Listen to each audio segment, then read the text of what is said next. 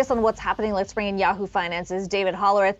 David, it's certainly been a wild ride over the last few days. It feels like the story is changing by the hour, but we did hear from CEO Sam Bankman-Fried earlier this morning, putting out a very detailed thread that essentially sums up the fact that he says, look, I just didn't get it right. I should have done better.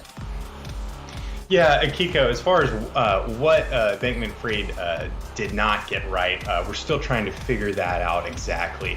The crypto exchange FTX is valued at $32 billion in January of this year, and now it's insolvent and it's desperately seeking money.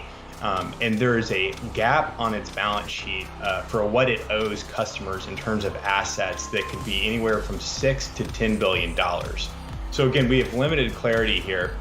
But it started last week with a report from CoinDesk that raised concerns over the trading firm Alameda Research, which is the sister firm to FTX and market maker. On Sunday, Binance's CZ, the rival exchange leader, said that they would sell their holdings for a token that the FTX uses to make trades. And since then, we've seen a bank run of about $5 billion just on Sunday from FTX. So we're still trying to piece together how much of this was a bank run sparked by fears and higher interest rates versus how much of this has to do with what FTX got wrong. But it's pretty clear Bankman-Fried is saying that he did get something wrong. And we're still trying to figure out, again, the worst case scenario would be that Alameda, the sister firm, had taken customer assets from FTX and used it to trade and lost money in those trades. And we still don't really have clarity as to whether or not this happened. David, it's hard to overstate just how dramatic the fall from grace has been for this company. FTX was valued at $32 billion earlier this year. There's a number of big name investors, including Sequoia, SoftBank, many others, that have led to that valuation. What are we hearing from them in terms of the losses they are likely to incur? Absolutely. Sequoia has written off their equity investment into FTX down to zero from $213 million. And other equty firms, other VCs similar, Multicoin Capital has also done the same. We're sort of waiting to hear from them, and they're sort of waiting. I guess they're trying to gauge how they're supposed to read the situation to tell clients, but it's fair to assume they might be writing that off to zero. Now, in terms of retail customers in the US, FTX.com is actually not available to US retail customers. So effectively, there shouldn't be a huge impact on American retail customers. This is more for international traders, more sophisticated crypto users, but still everybody is sort of shocked by this and trying to get over it. Okay, certainly a lot more to follow here, a lot more fallout to be expected. David Hollerith, thanks so much for that.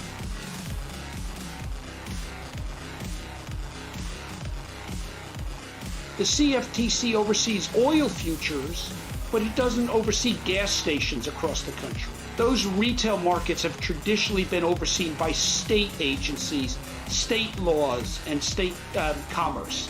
That's a traditional divide. Now, what's unique here is along comes crypto, and it trades both in derivatives and it trades in spot markets. And if it's a security-based crypto, then the SEC has jurisdiction over both the spot and the derivative market. But if it's a commodity-based crypto, which is both the two biggest ones, Bitcoin and Ethereum, almost 60% of the crypto market falls under CFTC jurisdiction. The CFTC only has authority in the derivative markets, the futures markets, but not in the spot markets. And so there's a gap, there's a regulatory gap. 60% of the crypto market, when it trades in spot, is not overseen by a federal regulator.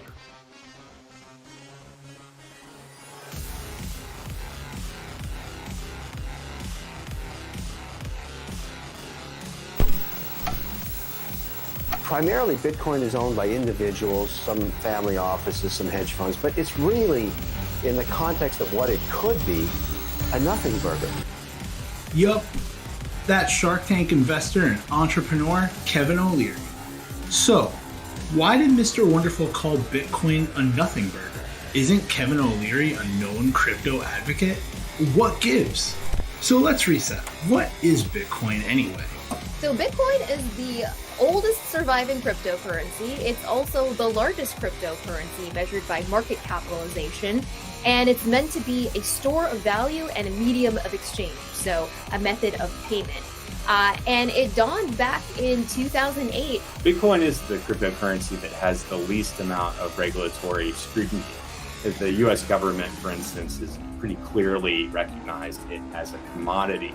That being said, Bitcoin is the most decentralized cryptocurrency as we know it, which means that it's sort of the farthest out of control by any one central party. Okay, now back to that nothing burger situation. Do you buy into the narrative that Bitcoin is a hedge against inflation, even given the lack of regulation? It hasn't worked so far, and the reason it hasn't is it's not being indexed. So it's a chicken and egg problem. It might be better than gold. It could be, but gold is allowed to be owned by institutions, and indeed they do own it, up to 5% allocations of bullion or ETFs that track the price of gold. So we don't know, and we won't know until we let the entire free market buy Bitcoin, and we've shut out 75% of it. 75% of the market is shut out of Bitcoin? Can you explain that? I'm an indexer. One of my businesses is to provide index services to sovereign wealth funds and pension plans. The classic example is a Middle East country that has a lot of oil, so maybe they make 200 or 300 million a day. Recently, they have asked about Bitcoin, specifically Bitcoin, in allocating 50 basis points to 1%, but have never done it. If the fund wants Bitcoin, then why is it a nothing burger? Its market cap is nothing compared to what it could be. And so I'm a huge advocate for getting policy done that would allow me and others to index Bitcoin, to include it in these indices of investments. And that would be a huge upside in the price appreciation and the potential. Who's responsible for regulating Bitcoin? We have a couple of sort of fundamental divides in our federal regulatory system for financial markets. One of those divides is that the SEC, the Securities Exchange Commission, regulates securities, which are capital formation instruments. The CFTC regulates derivatives, which are risk transfer, risk allocation instruments, the risks of commodity prices going up and down, for example. That's one of the fundamental divides. I've said to the industry, to the lending platforms, to the trading platforms, come in, talk to us. We do have robust authorities from Congress also to use our exemptive authorities that we can tailor investor protection. In the SEC's jurisdiction, they have traditionally had oversight over both derivative markets on securities, but also what we call spot markets. That's the physical delivery market of a security. You want to buy a share of Microsoft, you buy it, it arrives in a day or so, or at least it goes to your holding agency. That is a spot transaction. The public benefits by knowing full and fair disclosure and that somebody's not lying to them. Basic protections. And whether you're buying a crypto token or you're buying a security such as equities or a security such as an asset-backed security, those basic disclosures, because we in America let investors take risk. Now, for historical reasons, the CFTC has overseen only futures markets, that's forward or future delivery of commodities, but not the spot market. And the reason, it may sound strange, but if you think about it, it makes sense. The CFTC oversees gold futures, but not the trading every day of gold. Otherwise, it would have to oversee jewelry shops across the country.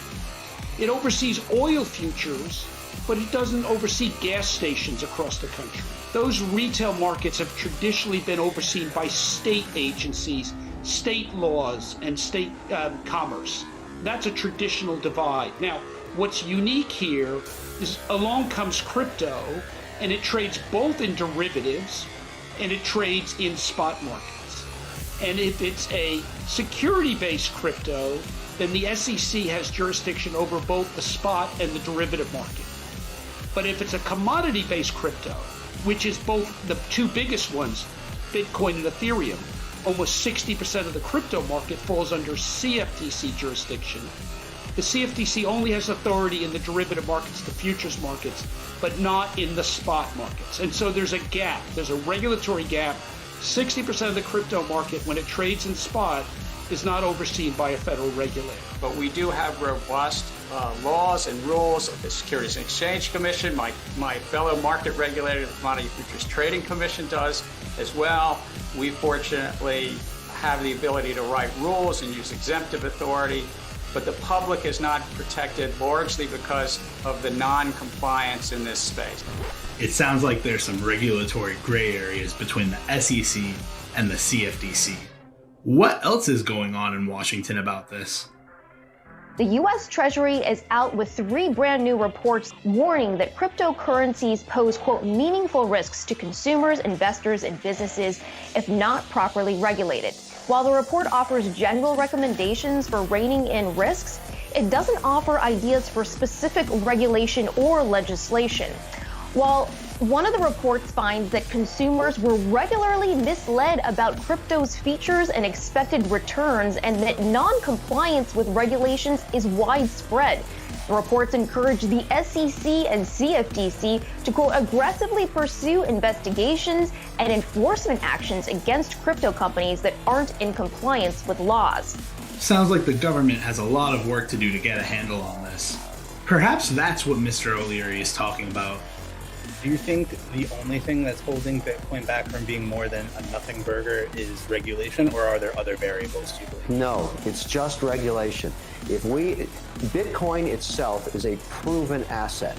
There's no question there's demand for it, but you can't get that demand. You can't unleash the spigot of demand without policy, without regulation. 75% of the capital invested around the world is not owned by individuals. It's owned by pension and sovereign wealth.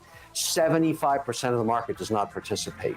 That is the problem with Bitcoin. That is the issue.